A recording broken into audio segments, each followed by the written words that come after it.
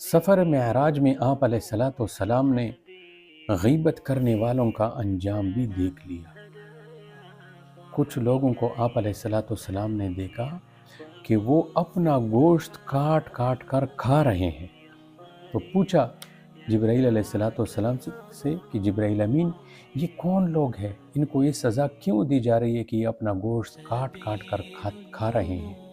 تو عرض کیا، اے اللہ کے رسول صلی اللہ علیہ وسلم، یہ آپ کی امت کے غیبت کرنے والے لوگ ہیں۔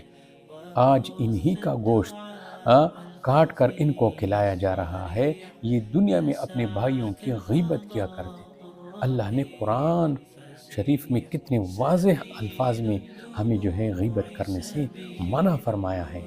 آپ علیہ الصلاۃ والسلام نے ارشاد فرمایا، الغیبت اشد من الزنا، کہ غیبت زناکاری بدکاری سے بھی زیادہ سخت گناہ ہے۔